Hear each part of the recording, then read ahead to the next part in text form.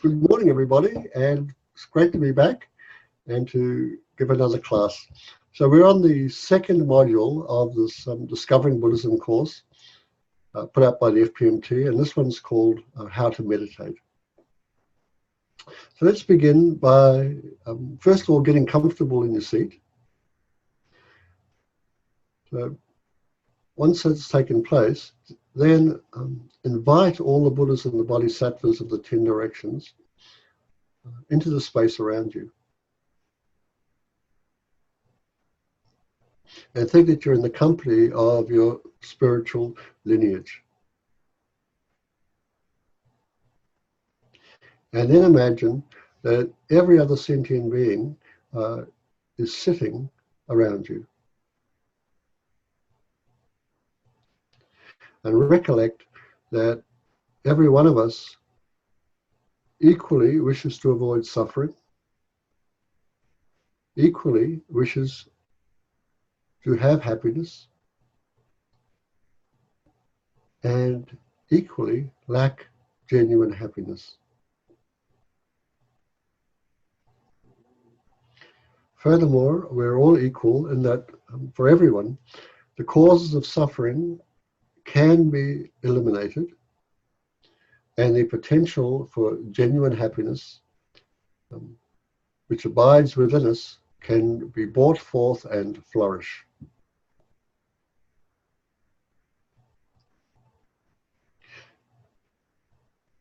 Now, to abandon the causes of suffering and to bring about this flourishing, we have to dispel the causes of suffering. And we have to begin by first abandoning the attachment we have to the fantasies of just this life. Then we have to even go further than that and abandon the grasping at the pleasures of cyclic existence altogether.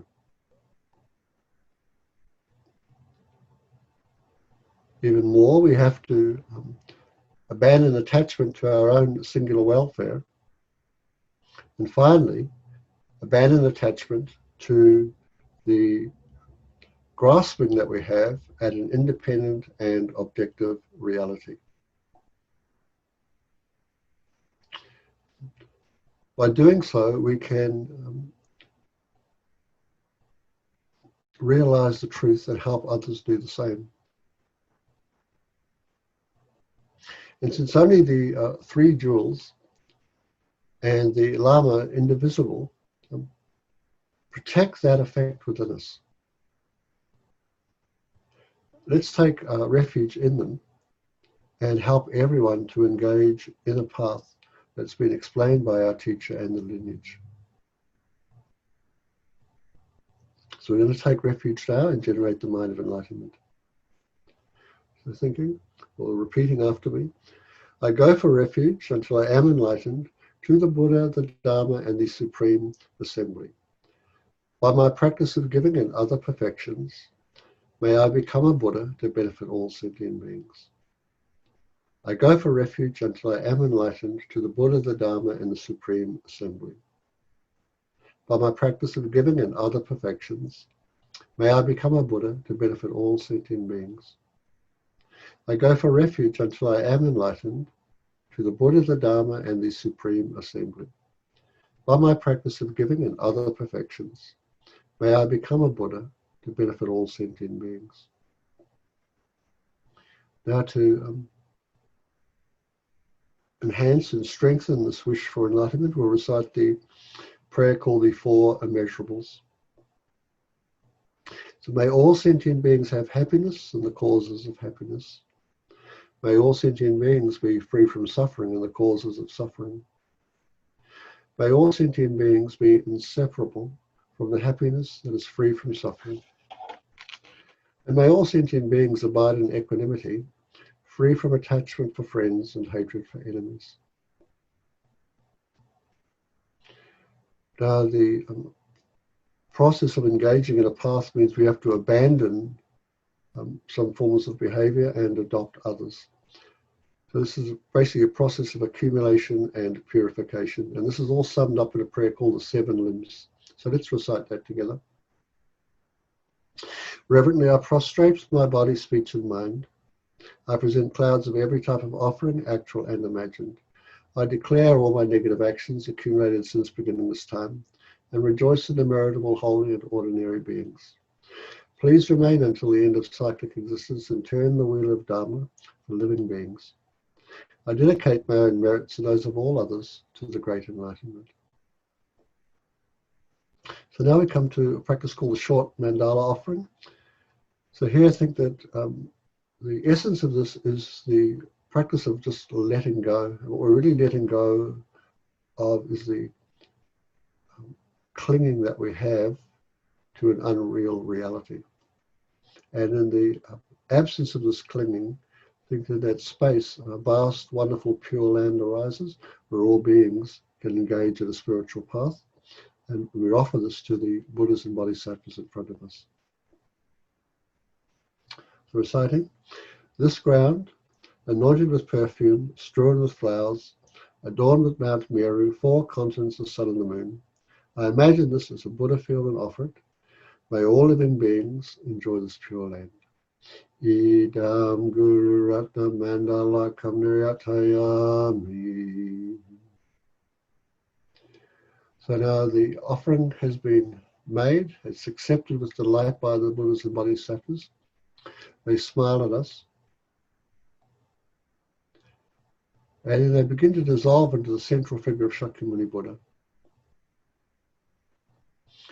An emanation of his leaves his heart, moves through space and comes to abide above the crown of your head. This emanation begins to descend through the crown of your head, coming down to the heart level. And the light begins to expand, filling your body.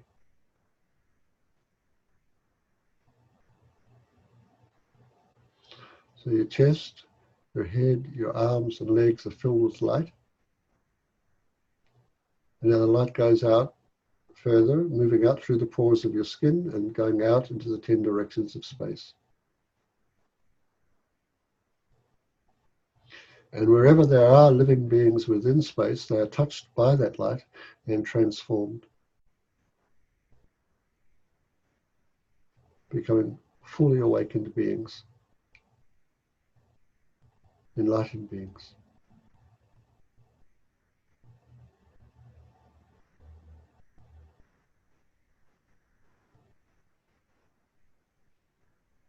I think there is an absence of self and other. Those are just conceptual distinctions that have fallen away.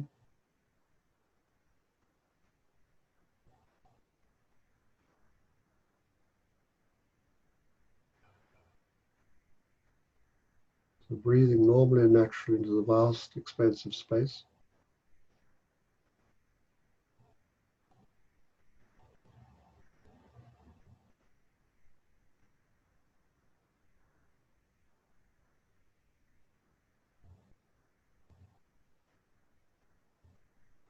It's silent, blissful, full of energy.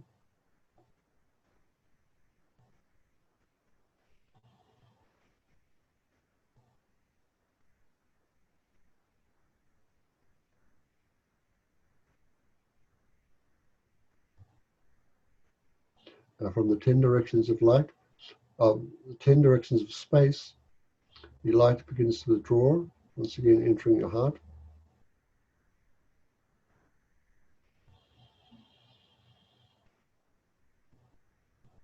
And as you breathe normally and naturally, feel yourself embodied, sitting on the chair. At the same time, so there's still a little bit of space in the heart, a little bit of warmth. And you remind yourself here that you have this potential to become fully awakened. This potential is just a natural aspect of the mind. And you're going to develop this potential for the well-being of yourself and every other living being.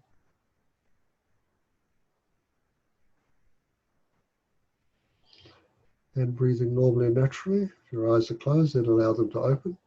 And we'll find ourselves back in front of the screen. Okay, so I'll move across now to share the screen and open up the lesson.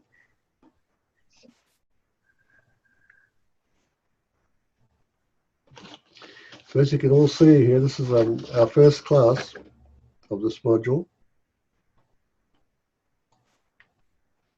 We're going to have a look at the topics for the whole course, and then we'll look at the topics for today. So we're going to have a look. We basically go through 8 weeks of classes, and we'll have a question and answer class at the end. The topics, as you can see, we'll talk about motivation and dedication, the different types or forms of meditation, the different postures we can engage in to meditate, and there are a lot of different subjects of meditation that we'll look at and go through. And then we'll also talk about some of the difficulties we can encounter when we engage in meditation and what we can do about them, how we can abandon them or overcome them. Today, we have these topics. We're going to look at what meditation is, its purpose, the motivations for meditating, and we're going to look at what can you say? So have a broad overview of the different forms of meditation. And then finally we'll look at the act of dedicating the effort we make in Dharma practice.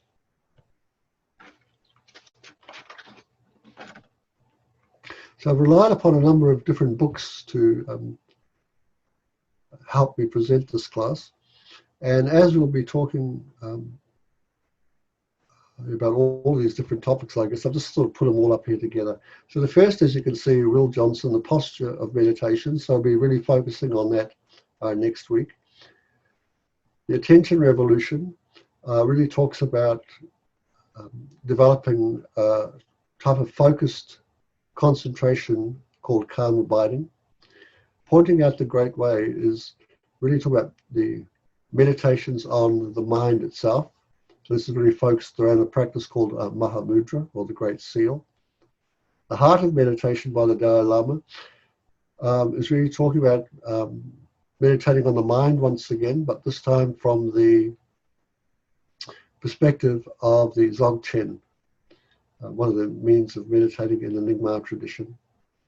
The Art of Meditation by Matteo Ricard here is just a broad overview of a very good book, which is so direct and simple to read and understand about meditation. The Meditator's Dilemma, which I'll put up here, is very good because it's about a lot of the different problems you can meet up with and what you can do about them. The How to Meditate, this was by Kathleen MacDonald, who I think is still ordained. So this is a tremendous book, one of the first books about meditation put out by Wisdom. And it's got a lot of different meditations in it, and also very good explanations of problems and so forth. This last one is a book, as you can see, called Dissolving Pain. So this is this actually works, this form of meditation. And we had one of the students here who was always having a lot of difficulties with pain, especially headaches, and she engaged in this training, and it was successful for her, helped her a great deal. And it's a great way of learning to meditate, really about on the mind, I guess. So some books on meditation you might find useful and that I've used as resources myself. So now let's begin sort of getting into the course itself. So we're going to look at what meditation is, first of all. So as you can see, it says meditation is the process of becoming familiar with a virtuous object.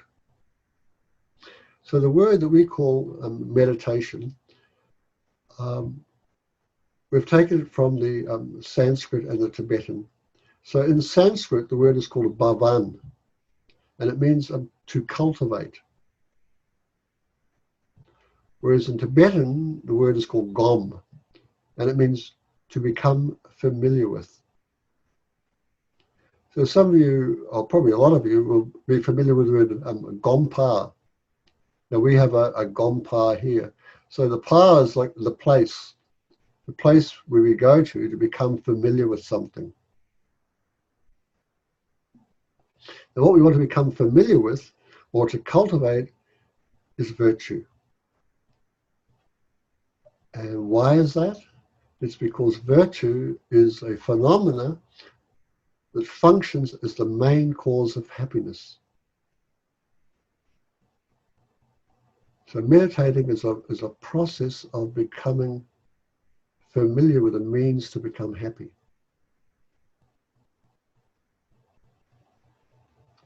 Now meditation, of course, is only one aspect of that means. There are two other things we need to also rely upon. One of them is morality, or a sense of ethics, and the second is wisdom. So we've got morality, meditation, and sort of on concentration, being able to concentrate, and in wisdom. So the practice of morality makes us more settled and peaceful, and prepares the mind, or gets the mind ready for more spiritual advancement.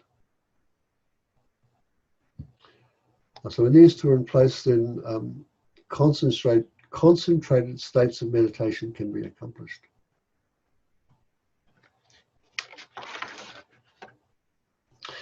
Now, of course, we all have reasons for meditating, reasons for happiness, reasons to become happy. And this happiness, of course, can be directed in a number of different ways. So let's look now at our motives for meditating.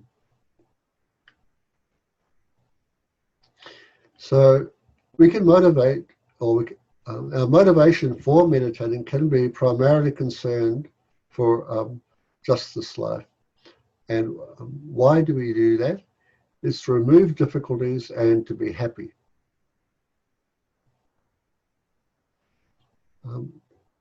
If we engage in a spiritual path, we can meditate for the future, either in terms of future lives or some sort of experience that might happen after death. So in Buddhism, we call this high status, meaning we're meditating now to make sure that we can have a good rebirth in the future. Rebirth as a human with leisure and opportunity to engage in the path again, or rebirth as one of the godly type beings.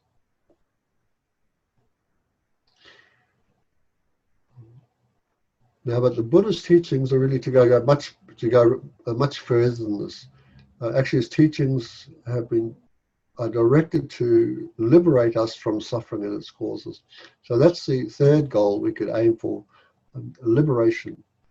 But this liberation here is really aimed at a complete personal freedom for ourselves from samsara. And samsara is the process of the continual, uncontrolled process of rebirth.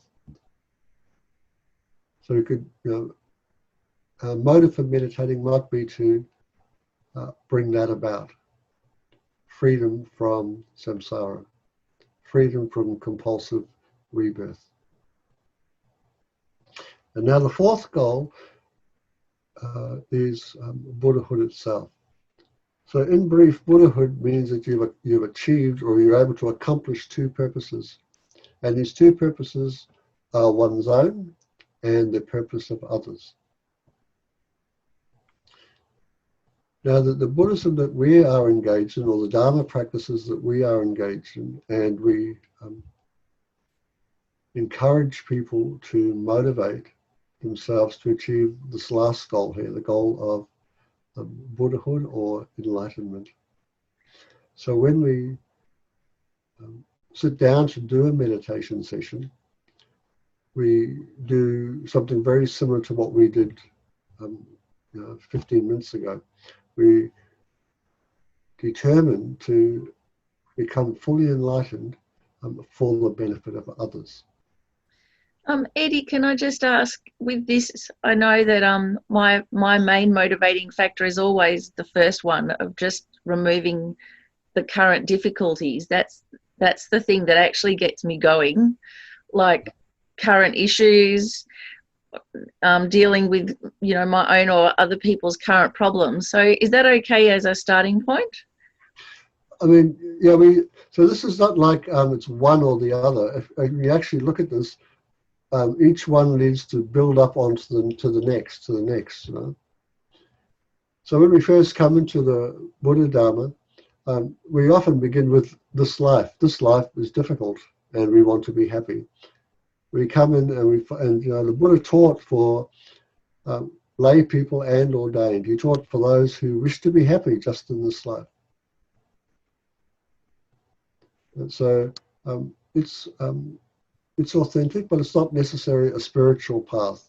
It doesn't. If we just stay there, of course, we don't get the others. And so we start with this life. We know through the study and contemplation that other lives will come.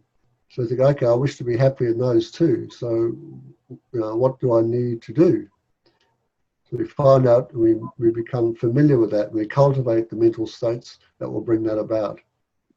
But then we find out there's also liberation and Buddhahood also exist. So building on future lives, we aim for either liberation or Buddhahood. Yep, great, thank you. Okay, so now we're going to have a look at the fourth one here called Buddhahood. In other words, what they call great enlightenment. So when we meditate to become enlightened, we're doing a number of different things. So the first thing is we need to remove from our own mind those things that prevent that enlightenment. And what prevents that enlightenment, there are many, many different things, but they can all be summed up into two. And they are called the two obscurations. So we are obscured by the afflictions, and we are obscured by sort of cognitive imprints. So cognitive imprints, in brief, is just sort of a habitual way of seeing the world. And the afflictive obscurations are things we're much more familiar with. That would be things like anger, hatred, sort of disturbing emotions.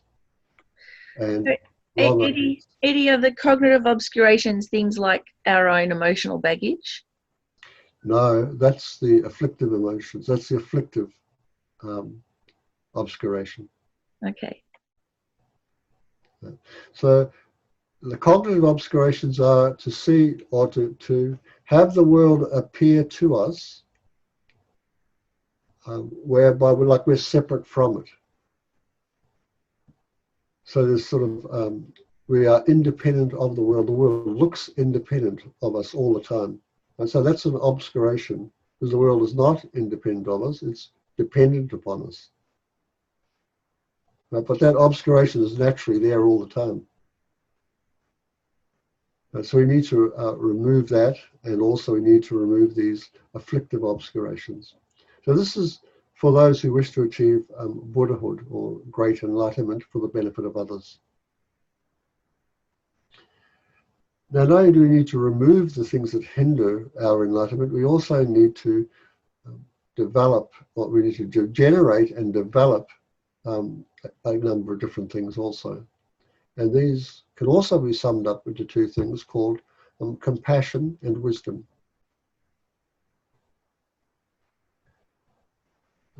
And the purpose of doing this, of course, is to finally support the mind of enlightenment. Because before we can become fully enlightened, or a Buddha, we need to develop a mind that wishes to do so. So compassion and wisdom support that wish.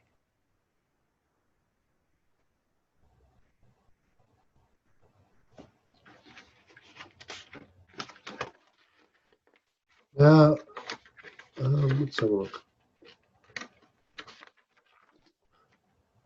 But before I do, is that reasonably clear to everybody? Well, it's clear to me, Eddie, and there's no questions yet. So, okay. So let's move on then. So let's have a look at the different types of meditation that we can engage in to free ourselves from these obscurations, to develop compassion and wisdom, and bring about the mind of enlightenment. So these are the types of meditation. This is a picture here of Lama Yeshe, and he was one of the founders of the FPMT, and I think Miffy met him as a young girl. So let's look at these types of meditation. The first, and the one that we'll be focusing on mostly throughout this course, is a type of meditation called Analytical Meditation, and the other being stabilizing. So we'll go into these in depth as we go through the course. So this is so you can see there are two here: the analysis or analytical types and stabilizing.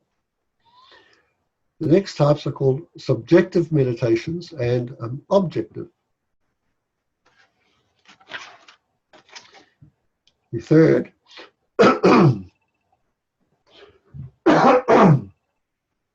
is what they call a review type meditation. There are what we would normally call a prayer, but a wishing prayer, but this is can also be a form of meditation. You have imaginative meditations, another type of meditative practice called a puja.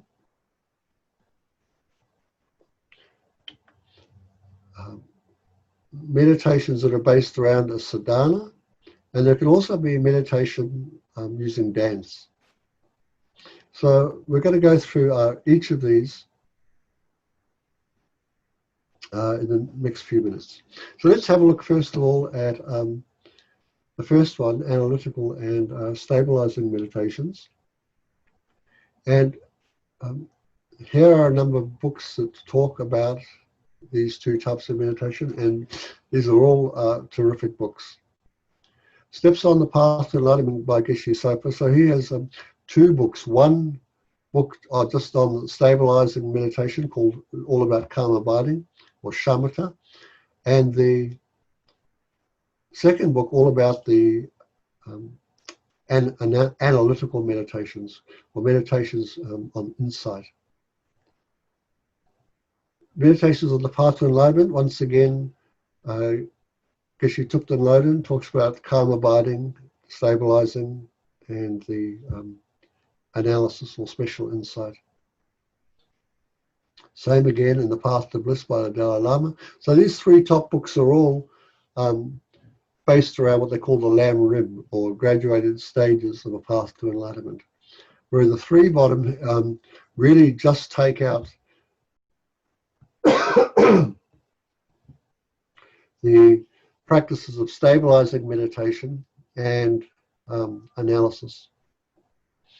So one called How to Practice Shamita Meditation by B. Alan Wallace and Gen Rinpoche.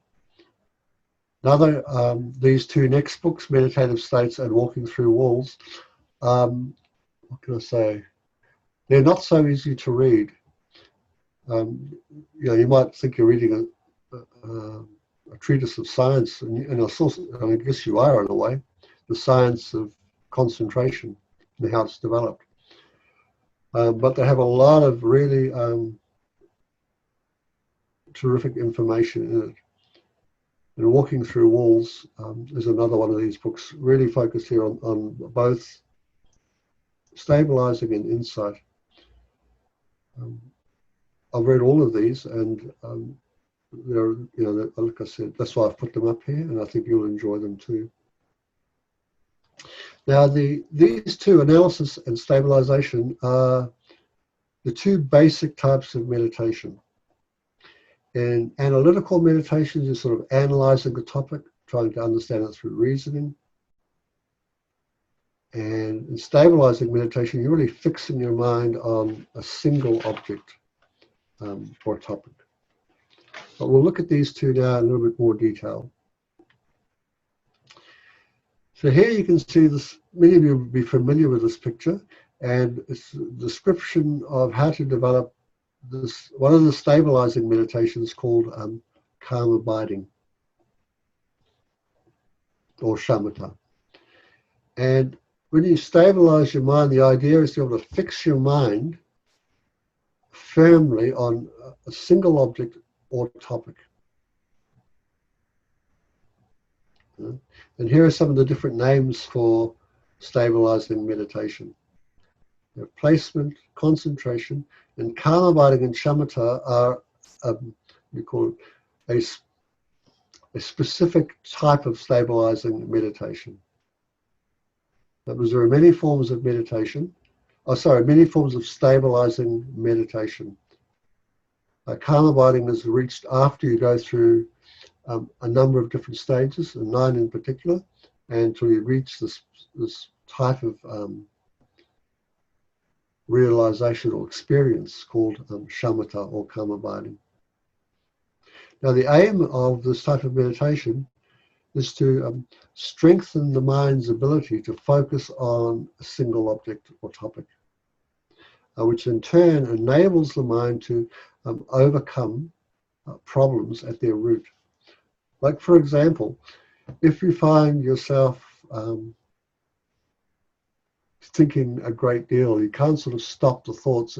You're just sort of assailed by thoughts, all types of thoughts. And this is what we call excitement or distraction. If you wish to stop that, you need to move your mind off that process and place it on a single object. So that single object is most often suggested to be the breath. And the breath is a neutral object. So you take your mind off being scattered all over the place, you put it on this one neutral object, and the excitement just vanishes. Not only that, but stabilizing meditation helps you to become more alert and sharper in daily life. It also helps you increase your power of memory. So, these 3 things, becoming more sharp, alert, remembering more, these are all useful outcomes of stabilizing the mind. And this meditation is called, when it's called calm abiding, it's called that because it calms or pacifies the movement of the mind towards external objects, and so that the mind abides on an internal focal object. So these, we concentrate in our lived lives at the moment, but our concentration is mostly on outer objects. These meditations are talking about concentrating on an inner object. So even though we can use the breath, which is like an outer object, what you'll find is that you become very aware of the mind that is aware of the breath. Not so much the breath, but the mind itself. It's quite interesting that you're saying that the breath is an outer object, Eddie. Because at first you'd think it's an inner one, but maybe it's like a bridging one. Yeah, it's like you breathe out, don't you? We breathe in and we breathe out. You can even put your hand up in front of your face and breathe into your hands. It's sort of an outer object. But like you say, it's the breath is the bridge between the inner and the outer. Anthea also has a question. Is the stabilizing meditation a kind of sit in the feeling of knowing after having a realization? Yes, yep, you also do that, Anthea, that's right.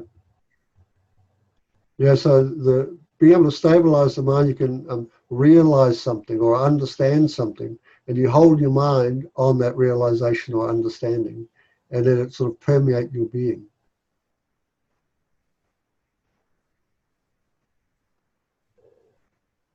In the Lamrim Chenmo it says, calm abiding engages any virtuous action powerfully because it is free from the distraction which would weaken and dissipate it. So we're meditating to develop happiness and to abandon what causes suffering. To become happier, we need to actually meditate on virtue. So with these types of concentration or stabilizing meditations, we're putting the mind on virtue and letting us sort of permeate our whole being. And in the beginning, we use the breath just to sort of calm everything down. We start from non-virtue to neutrality, and then move towards the virtue. It's very hard to move from non-virtue to virtue, and just especially for beginners. So if we find a middle path, we find something that is neutral, like the breath. We find all the non-virtuous states fall away. We have the state of neutrality, and then we build on that. This is one way we can use the stabilizing meditation.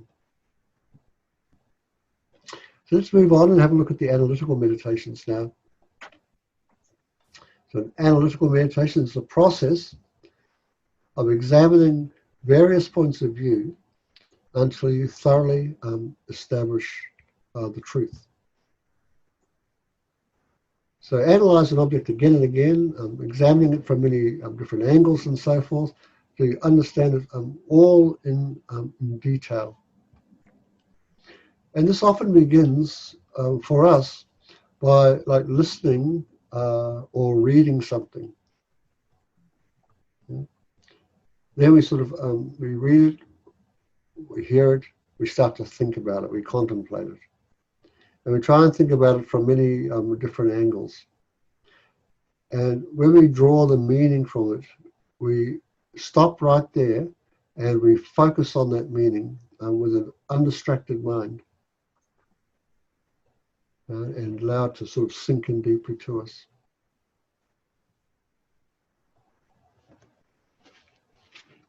So, once again from the Lamrim Chenmo by Lama Tsongkhapa, he says, you analyze a topic and try to understand it through reasoning. It's important because it brings about an awareness that is long-lasting, very forceful, and capable of changing the mind. And without it, we will be unable to achieve any of the realizations on the path. So, I think many times, we do analysis all the time in our daily lives. We think about things and then we draw conclusions and then we act on them. So it's a very similar thing here. When you engage in a spiritual path, you need to think about what you're reading and studying, what the teacher has said, what you've read in the book. You need to then, think about it, contemplate it, try and work out what's it good for? What am I trying to actually do here? How is it done? Do I believe it? Is it true? And then you have a go at it. So now we're going to have a look at these two other types of meditation called subjective and objective.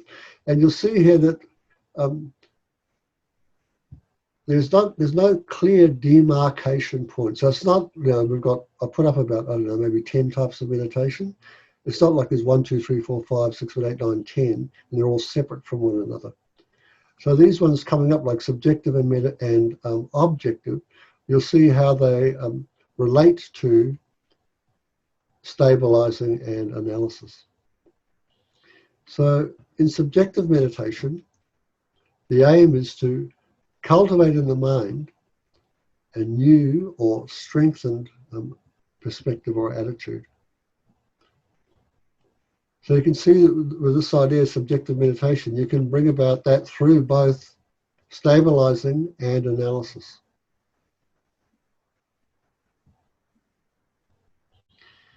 So for instance, in subjective meditation, the aim is to cultivate within the mind, as I said, a new or strengthened perspective or attitude. So if we look at an attitude, right, the attitude could be, say, for compassion or love or faith.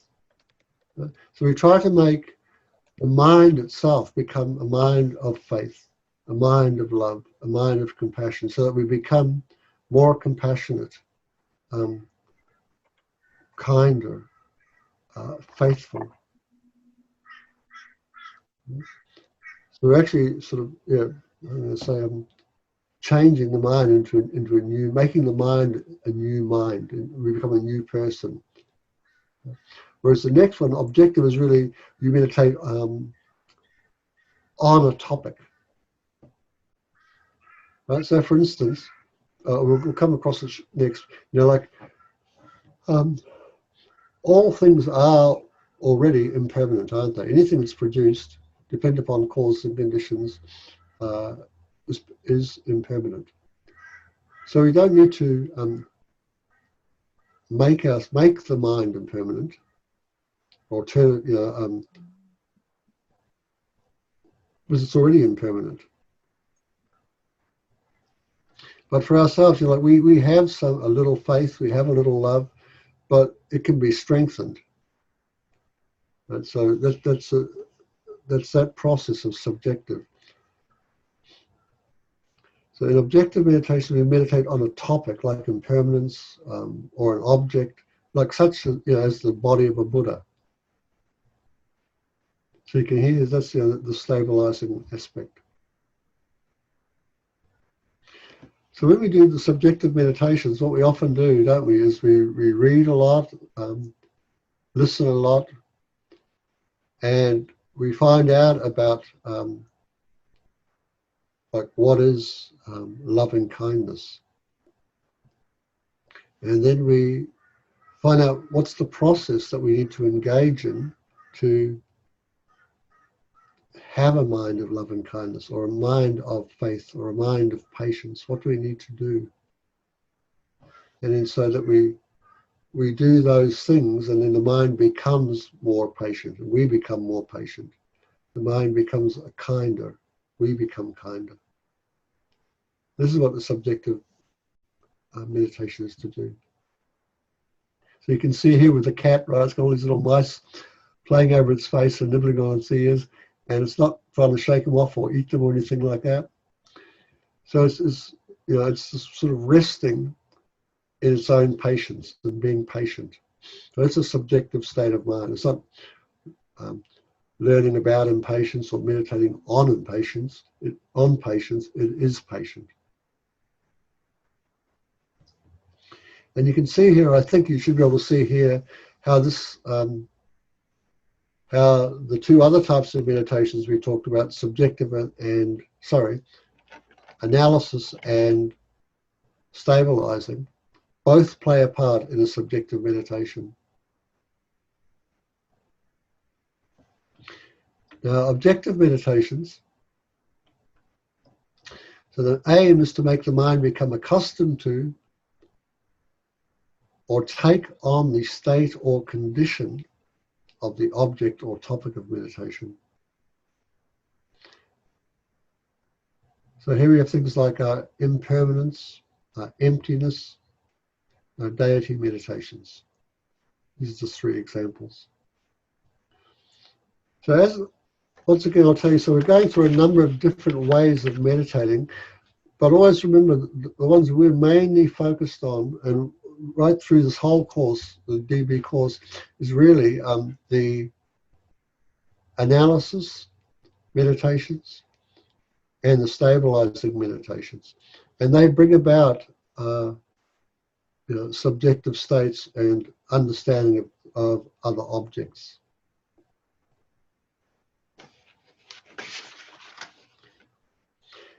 So, if we look at objective meditations, we make the mind become accustomed to the fact that everything produced is impermanent and not stable as it appears to our senses. So, for instance, Arya Shantideva said in his Bodhisattva's Way of Life, my foes will become nothing. My friends will become nothing. I too will become nothing. Likewise, all will become nothing. So this is an objective meditation on impermanence. It's a way of reminding us that things arise, they stay for a while, and then they disappear. Day turns to night, youth turns to old age, a leaf in spring falls in winter, and then they vanish.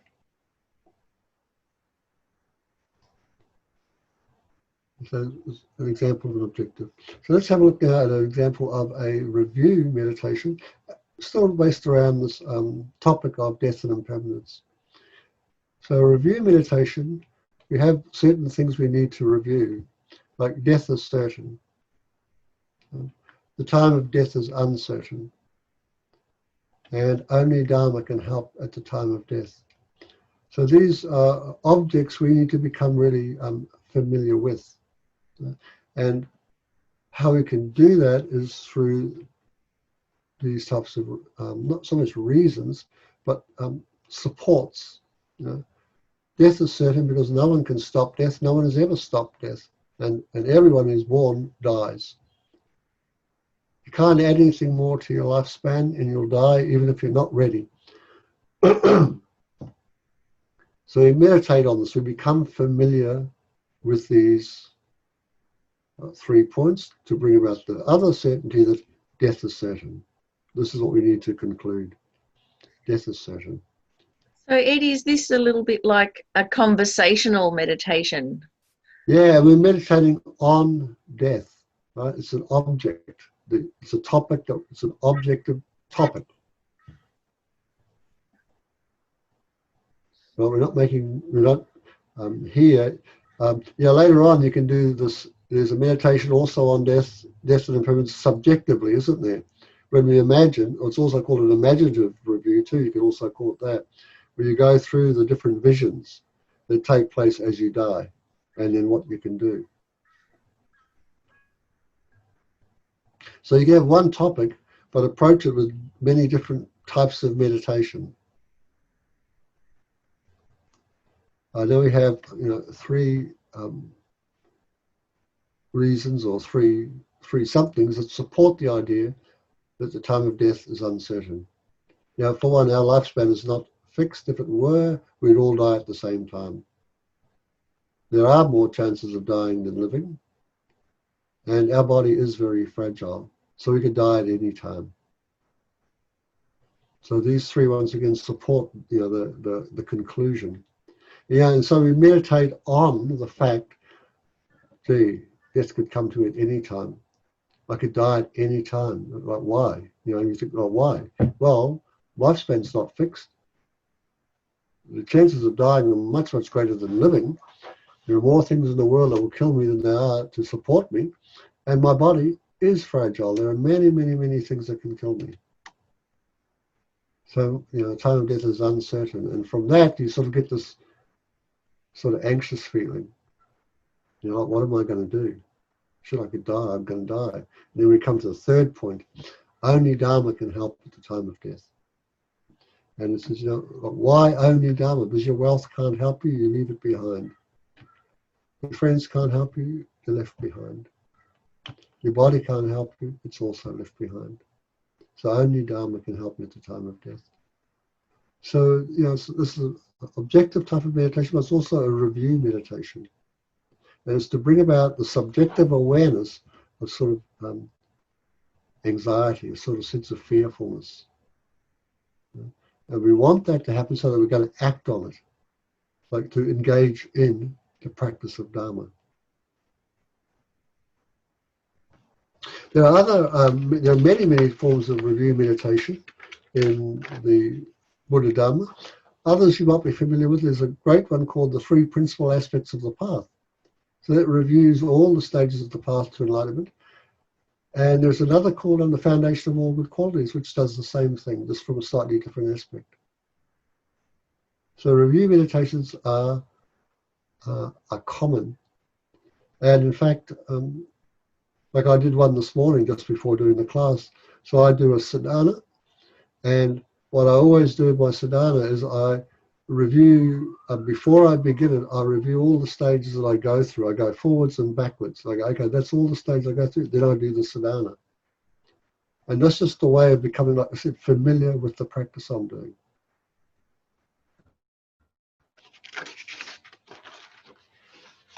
Now we have a look at another type of prayer, type of meditation called the wishing or prayer meditation.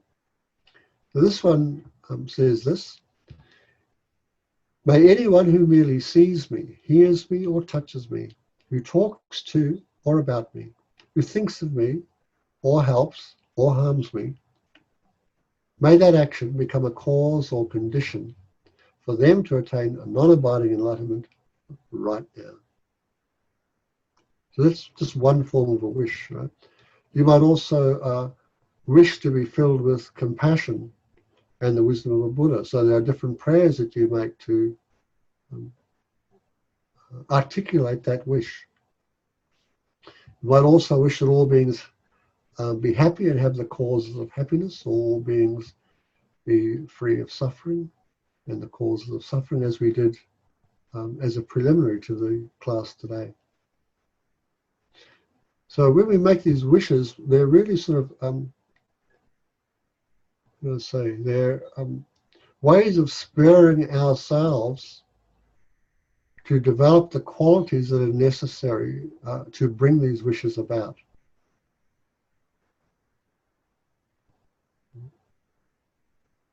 So you can see this one here, you know, if you look at this here, so what would be the effect of having a wish like this? Because this is a question we need to ask ourselves, you know. Anyway, let's move on and we come to what they call an imaginative meditation. So there are also many of these also in the Buddhist texts. And here once again I'd like to remind you that the purpose of all these meditations is to develop our virtue, and in so doing decrease our suffering and increase our happiness. So this is always a good thing to remember. We've got to remember, like, there's so many different techniques. You can always get lost in the technique and forget the purpose. So here briefly I'll just run through the stages of this meditation. And this is very similar also to what we did when we were sitting there and I said, okay, now we started off by imagining, although they are present, all the Buddhas and the Bodhisattvas of the 10 directions in our room. We imagine them all dissolving into light, then the Buddha coming across to our crown and dissolving into light, and so forth. So that's what's called an imaginative meditation. So here's the stages of this one based around the practice of Tara. So we say the deities dissolve into light, the light dissolves into the mansion dissolves into me, I dissolve into the syllable time, the syllable dissolves into clear light voidness. So you can look at this and see this also has a correlation to the process of dying. It's probably not obvious to you, but it does. Then we arise as the deity with one face and two arms. So you can take the ordinary death onto the path through these imaginative meditations. Of course, at our stage, it's just imagination. However, if we could actually realize emptiness directly, it wouldn't be. It's quite different then. Other imaginative meditations we use are like, say, for instance, the Tonglen meditation, the giving and taking, when we imagine taking the sufferings of others and putting them onto the self-grasping mind, having the self-grasping mind vanish and dissolve, and then all the good qualities that we have offered back in the form of light or jewels or whatever the other person requires.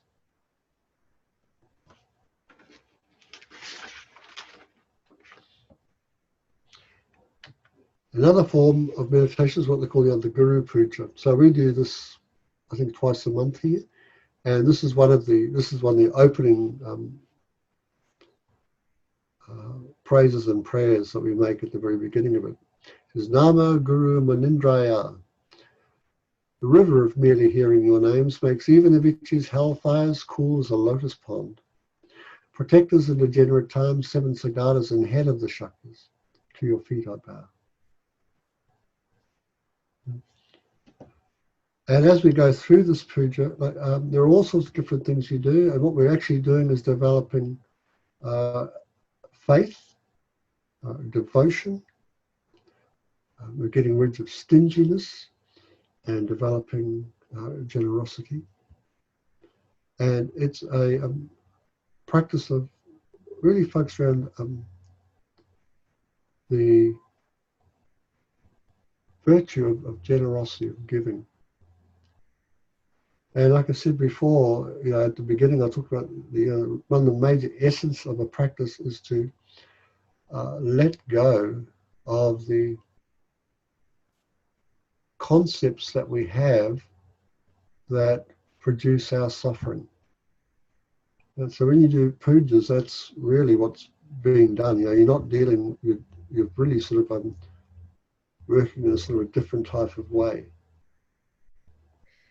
So Eddie, in a puja, I mean, there's a lot of activity. You're chanting and reading and making offerings and things, which at first glance doesn't really look like meditation. No. So what makes it meditation as such? Okay. We're becoming familiar. Because remember, meditation is a practice of becoming familiar with something that will produce greater happiness.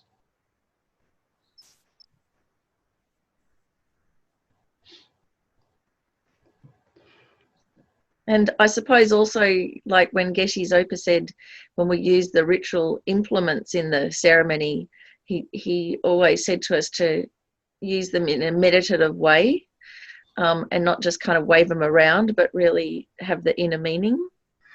Yeah, so when we, like for instance, if you have a dorje and bell, whenever you pick up the dorje, whenever you're holding it, you're to remind yourself that everything here that I'm doing, like for instance the puja, is a dependent arising. As a dependent arising, it is empty of any inherent existence. And that's one of the great benefits of doing pujas, right? Because it's very easy to grasp at the ordinary world as being real and true and existing in the way it appears. But when you do pujas, a whole lot of that just has to fall away. You're not working with like ordinary people here. You're working with your images of Buddhas and all sorts of different types of offerings and lights. That's just a way, a really skillful method, just to stop you grasping at the ordinary world as being real. And the other thing is when you've got that dorje, right? So it's to remind you of how everything is empty, but also the wisdom of emptiness. That you can actually, you have this wisdom. All you've got to do is develop it, and this puja is helping you do that. I'm sorry, folks. I'm saying the wrong thing. I know it's like the bell for the emptiness and the dorje for the skillful means. So the bell is this thing to remind you of the emptiness, and the dorje, of course, the skillful means, the compassion, and so forth. So yes, so when you first come into these pujas, what would you say? They look like, what's the term? I'm sort of guilty of it myself. You look at it, you go, oh man, ritual. It's superstitious. Ritual and superstition, right? And at the surface, it's exactly what it looks like, and that's why we often have an unwillingness to engage in them. And oftentimes too, they're done so quickly, So it's just like you're just reciting words, and you don't get the images and so forth. You just rattle away and just do it till it's finished. But there's a lot more to it. But first we've got to sort of get like used to it. Like I said, familiarize yourself with what's going on in here. And to know what's going on, often we need a good explanation from, and this often will need to be from a lama, because or a Westerner who's had a great many years of doing it and actually knows what's behind it all.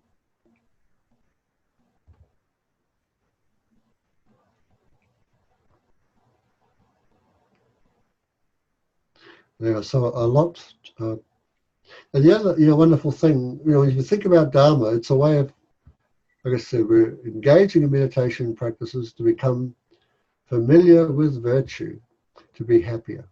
So what can happen when you come into a puja and it starts, to us dragging, taking a long time or whatever, stuff happens in them. Your mind imaginally becomes averse to what you're doing, to this puja and the people in it. Right there is your chance to practice. So you don't want to get too upset because you're getting upset at a puja. The great thing is, when you get upset, apply the Dharma to abandon the upsetness. Because actually, I've often read, and I think it's quite true, if you're not working against your problems, what practice of Dharma are you doing? So when you do pujas, you're mainly doing them to accumulate merit, spiritual strength. What comes along is aversion. So aversion will weaken the strength if you let it. So you've got to immediately apply an opponent to it. There's your practice of Dharma again. So that's the purifying aspect of Dharma. So when we look at practice, you can divide it up into two things, right? The accumulation of merit and the purification of everything negative that prevents your goal. And the things that prevent your goal are the afflictive emotions, the afflictions.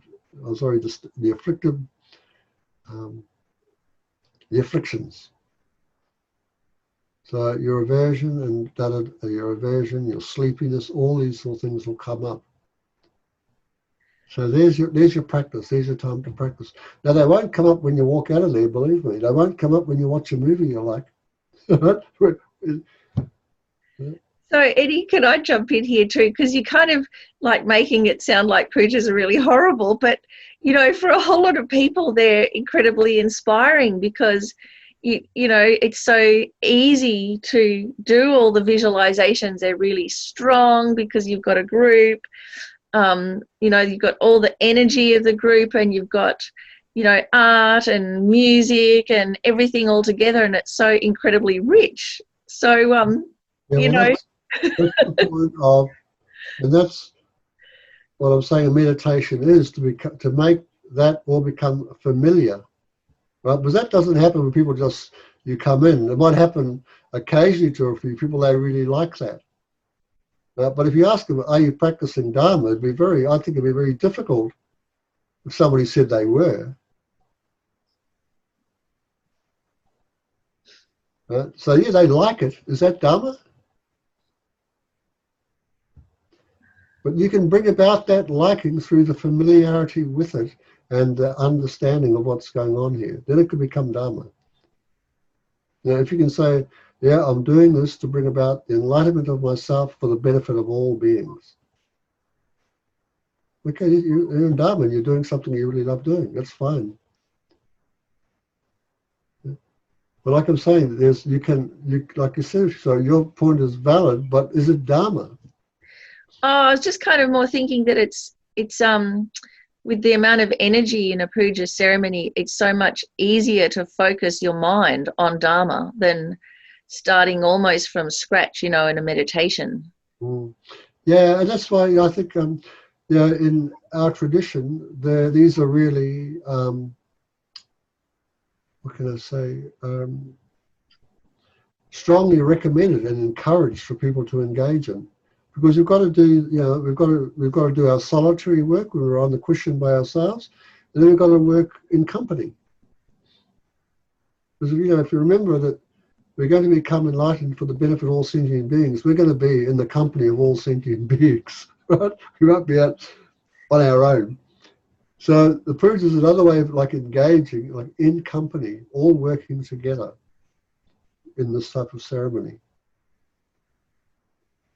So Anne Dunn has said, yeah, both perspectives are helpful because I felt both of those, enjoyment and challenges during pujas. Yeah, that's right. And and the same thing, Anne, like, when we sit on the cushion, we're by ourselves. We get challenged again, don't we, by our own mind or by tiredness or just discouraged sometimes. Right, so when it's like that, then it's okay. Now it might be a good idea now to engage in a puja practice, work together, feel that good energy, do everything together, and then you can come back out and do your solitary practices. Because also, Eddie, especially with this medicine Buddha puja, when we Langri Thampa Center first moved to this building, it was one of the pujas that Lama Zopa Rinpoche said that we should do together often as a group to keep that cohesion of all the people of Langri Thampa Center, because that's who the center is, the people, not the building. So to keep those people, strong and together and focused on the Dharma. Yeah. So for myself, I like this puja, but I would like it personally to slow down a bit so that we can do the visualizations of the gurus, the medicine Buddhas entering us. But like I said, each to their own, but this is one of the forms of meditation. Now the next one is one you probably won't be familiar with because it's not done in the Galupa tradition.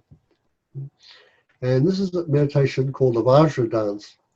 And so here I've picked this one out to put Westerners in it because the practice actually taught to Westerners by a Lama called Chogyal Namkha Norbu, who was one of the great masters of the Nyingma tradition, and in particular Dzogchen teachings. So this is practiced on a mandala, as you can see, which represents the correspondence between the internal dimension of the individual and the outer dimension of the world. So I know at least two people who engage in this type of practice. Both of them really like to dance, and but it's also got a lot of, you really need to be aware of how you move your feet, your arms. It's a real, somatic meditation. It's often practiced up to 12 dancers, 6 men and 6 women. And of course, there's lots of music being played and so forth. So you notice that in the last slide too, with pujas, oftentimes there's a lot of music being played, there's chanting, there's mantras. So all of those, you can look at that and see these are all ways of stabilizing the mind, which comes right back to the first type of meditation of placement, replacing the mind on different objects, but the objects are all within one practice. Now here's another type of meditation. It's called the practice of the sadhana. So sadhana basically means a method for actualization.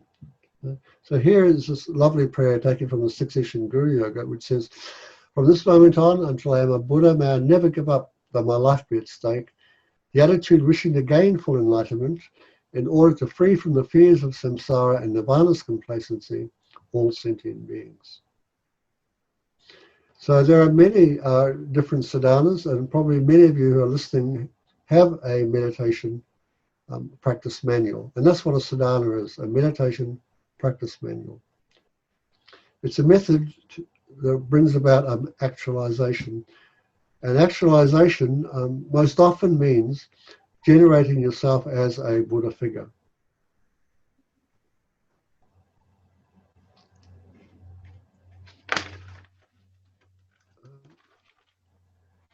Now we're just going to come up to the next section, the final section on dedication. But before I do, is there anything, any questions you'd like to ask?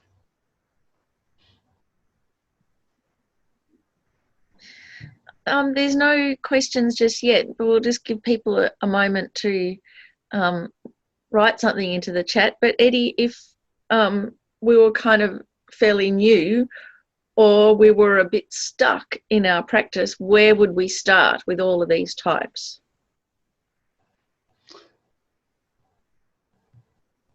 I would start with your motivation. Ask yourself, why am I doing what I'm doing?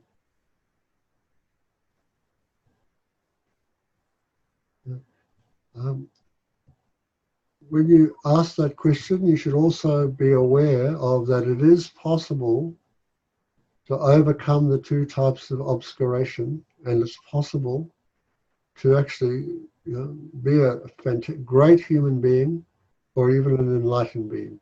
That is possible. But do you want to be that sort of person? Do you want that? Then I would ask, suggest you ask yourself, why do you want that?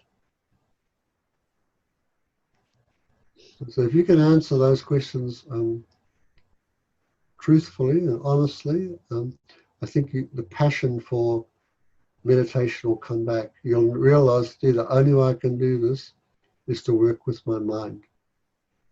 And my mind at present is afflicted.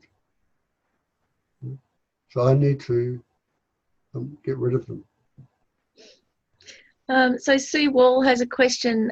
Can you please elaborate on imaginative meditation as like a skillful means? Or is it a skillful means? Oh, it is a skillful means. But it's also one of the things that the mind naturally does, Sue. We imagine things. And the things that we often imagine are things that bring about more suffering for ourselves. So here we sort of substitute the what we're going to imagine. So we imagine that we are surrounded by all the Buddhas, so we're always in the company of goodness. We imagine when we do that we are an enlightened being. We can imagine lights streaming from our heart or from the hearts of the Buddha. So, if you think about it, that's not what we normally imagine, is it? Normally what we imagine are things all about this life, the past and the future, and we're really ever present. So when we engage in these imaginative meditations, we are present. We're actually taking control of the mind and aiming it in particular directions for really good reasons.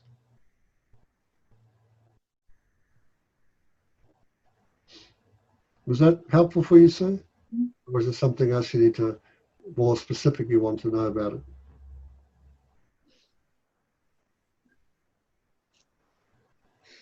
Yes, thanks. It's okay, it's good. There's also a question from Nicola. How do we gain confidence in the conclusions formed in analytical meditation? Because sometimes when contemplating a subject, I lack confidence in my conclusions and I end up feeling like I don't know for sure what I do know, or I'm not certain. So What am I doing wrong? Yeah. So many times, Nicola, the conclusions are not clear. Right? So that's where you need to have access to, people who've been studying Dharma for some time, or you're fortunate enough to find good books where the conclusions are very clear and you go, oh, that's what I'm supposed to, that's where I need to end up. That's the point there.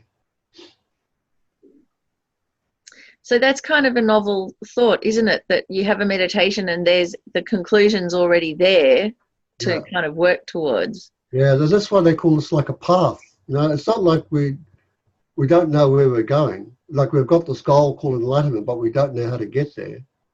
There is a way to get there. And, that is what they call the path, And engaging in that path is the getting there, actually.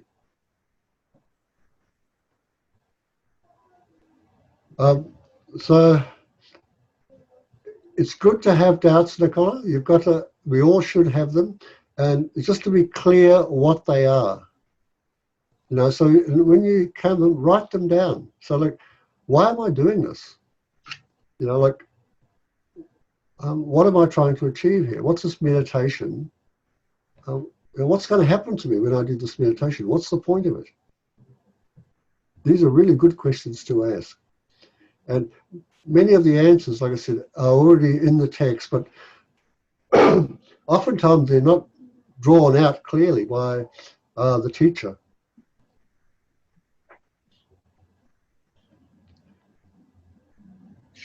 So, Eddie, I've often felt that if I come to a conclusion and I'm not that happy about it, that I'm still missing a piece of the puzzle, and so still need to continue contemplating about it until some form of clarity and kind of like mental relief.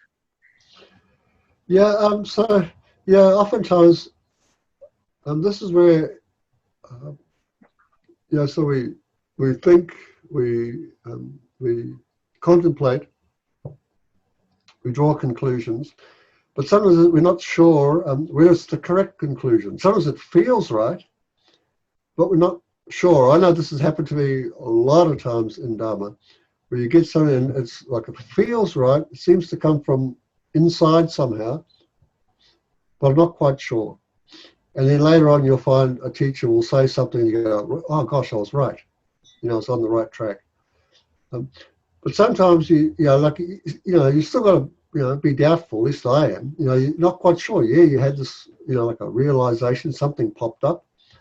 But is it true? Is that what I was meant to know to do? Okay, so that's when you really need to, if you don't want to just remain in doubt, talk to other people about it. Dharma people, I mean here. Dharma, what they call your spiritual friends.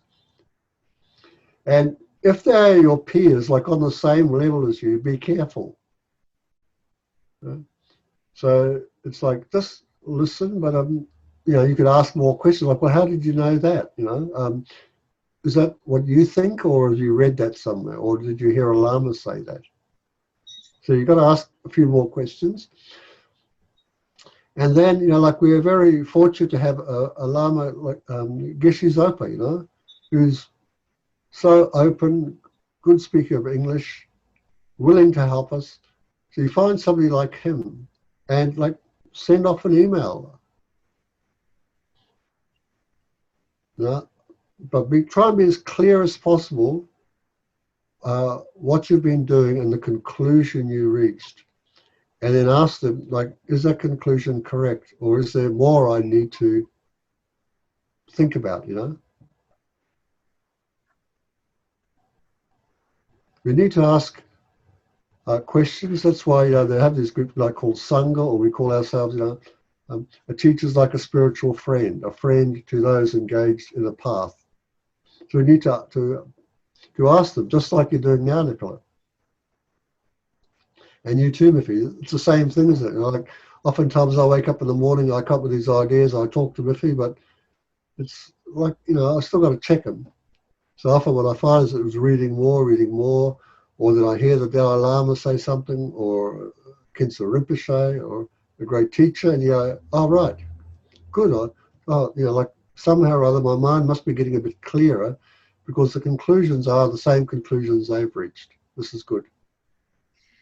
And it's true too, Eddie, what you say about be careful who you talk to, because it's kind of like we've got to talk to our Dharma friends, not just our buddies, because it's just like, our Dharma friends might actually say some things that, it's not just pandering to, oh, you're such a good meditator or something, but actually have something to share. But we've got to always remember to put it into context, because I've found too, just kind of chatting over coffee about stuff, you've got to be really careful who you're talking with. Otherwise you can go down the wrong direction.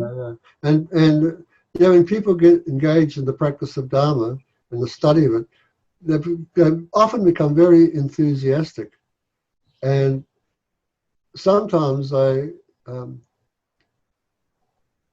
think that they know more than they do. So when we first engage in Dharma, one of the first things they talk about, investigating the teacher. So when you take advice from someone else, it's like they're teaching you something. So you've got to be careful about that. Like, take it with a pinch of salt, unless it's like, of course, somebody who's spent many years studying, but also who is a kinder person. So Nicole, is continuing on. So each meditation doesn't have to be final. It can be part of a process of understanding each concept. That's right. And you know, another angle for viewing the subject of our analysis. That's right. Yeah, so we can bring our analysis into a topic one way, and then you find another way, and then, you know, to see, like this, for instance, this analysis, you know, this very simple one with equanimity. All sentient beings wish to be happy. All sentient beings wish to avoid suffering. Sentient beings are not authentically happy. So you think about that. And so, like, is it true? Do sentient beings wish to be happy? So you got to go, okay, what does this word happiness mean? What is a sentient being? What does happiness mean? Now I know what a sentient being is. What's suffering? And when I say all sentient beings are bereft or lack genuine happiness, what's that mean? So once that's all like correct in your mind, and you go, and why is this all so correct? Because it's based on a reason. It's true. So when that is the case, it's quite right for you to wish another person to be happy, another person to be free from suffering, to have compassion for those who do not have genuine happiness.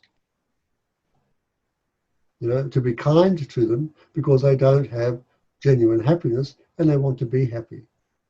So that's all like rational. It's reasonable. And so then you can become more familiar, you know, and then you make this wish, may all beings have happiness and the causes of happiness. You know, I will help them to be happy. I will not hurt them. So this is a meditative process based around sort of analysis and reasoning. But at another point, you sort of sharpening your focus and you hold it on, man, sentient beings do lack authentic happiness. Sentient beings only have the happiness that comes and goes. It's unstable. That's true. So we hold the mind on that truth. You know, holding the mind on sentient beings desire to be happy, want to be happy. So we just like hold on it. So when you meet people, you know, this person wants to be happy. Or this person doesn't want to suffer. No one does. And when you see a person who's suffering, you'll know, they don't have authentic happiness. They are suffering, they don't want to be suffering, and they don't have authentic happiness. That requires something from me. What am I meant to do with this knowledge? So, you know, so there are these, you know, when we look at that analysis, that's just the fact of things. But then there's something else. In conclusion, what am I meant to do with that knowledge?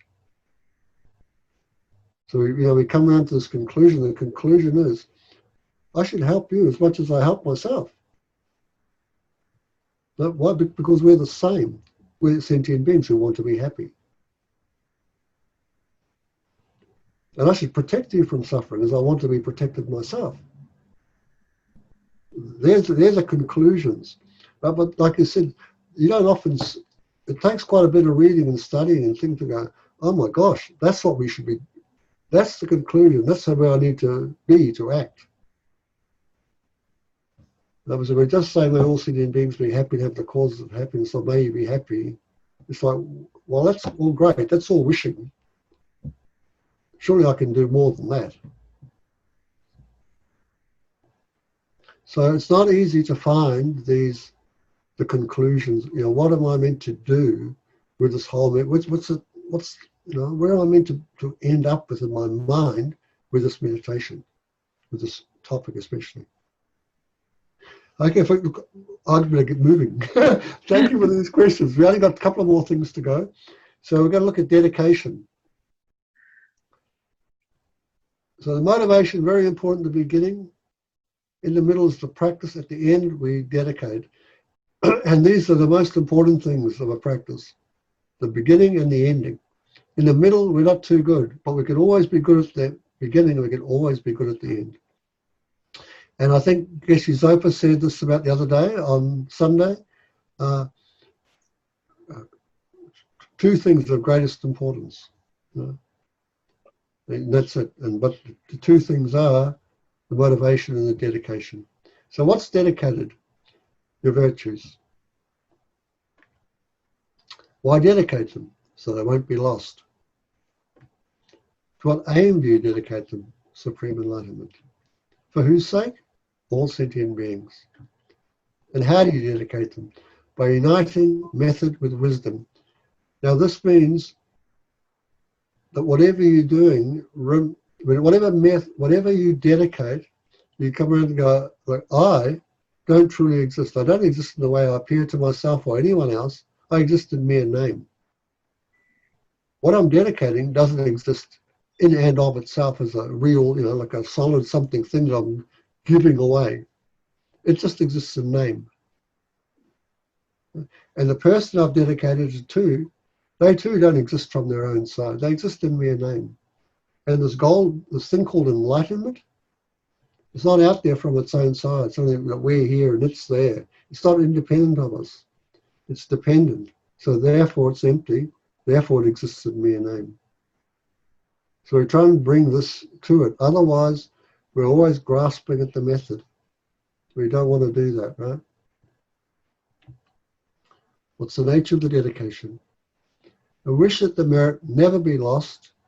There will be a complete cause for enlightenment. So you can see here I've set the slide out by asking questions. Questions are powerful things. Much more powerful really than answers. So in your own study, come up with questions. Question the material. Finally, dedication ensures that the merit generated by your positive actions is not lost, and that it continues to increase and expand, bringing positive results until you achieve enlightenment. Now,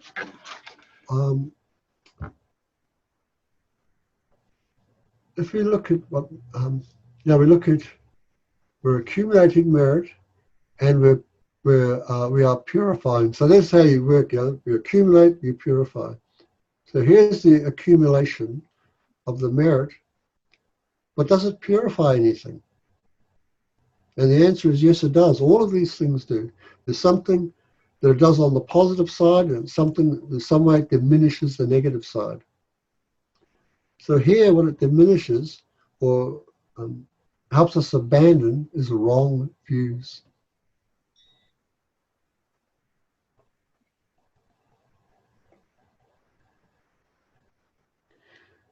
It helps us abandon wrong views. And in particular, I think the wrong view of nihilism. The things don't matter.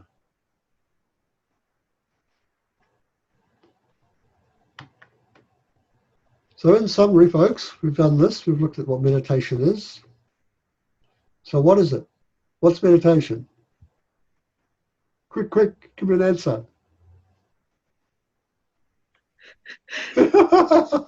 Okay, think about it. Familiarization. Sue Wall says familiarization. That's right. Familiarization with a virtuous object. Cultivating. The cultivation of virtue. Motivation for virtue. So, familiarization, cultivating. Think of these two terms. Otherwise, you always think of just crossing your legs and you're sitting there, meditating or meditating. It means becoming familiar with something, an object of virtue, or cultivating virtue. Cultivating positive mental states. Becoming familiar with positive mental states. Becoming familiar with what to abandon. Cultivating the opposite of the negative. And Maria says the purpose of meditation, removing difficulties and bringing happiness. Yep. And then even the greatest happiness of full enlightenment. So when we engage in Mahayana teachings, the purpose of my meditation, the purpose for me listening here today is to become enlightened for the benefit of all sentient beings. As a byproduct of that, I will be happy. I will become happy in this life and future lives too. So if you aim really high, all those other things will be included within it. The happiness of this life, the happiness of future lives, happiness of liberation. When we come to our motivation for meditating, and we have all these different types of meditation, one of the major ones that really interest us here are stabilizing and analysis. Very good. Then we dedicate our virtue, we dedicate the merit, we dedicate the effort that we've put into our studies. And one of the greatest things it does, it overcomes wrong views, and the energy that we've cultivated and become familiar with won't be lost. Thank you everyone. So let's, what can I do here? Here's the homework to have a look at for next, for next week. So everybody, I'll get the notes up as soon as I can. I might be able to get the FPMT reading notes for these pages up tonight. Probably be quite late tonight, but and then the slides probably on Thursday. Okay, so we've got pages 25 to 28, 38 to 39, and next week, Tuesday morning, we'll look at the different postures for meditation. Oh, so I've got, no, sorry, it's a stop share now, Miffy? Yes, down the bottom. Yeah, that's it. Okay, so now we can see one another. Woohoo! No, dedicate first. No, I've got to dedicate. I haven't forgotten. So, due to the past, present, and future merits, which are going to be generated by ourselves, all the Buddhas and the Bodhisattvas of the past, present, and future, may we, who exist in mere name, attain enlightenment, which doesn't exist from its own side, but as it's a dependent arising, exists in mere name, for the sake of all sentient beings who, just like me, exist in mere name.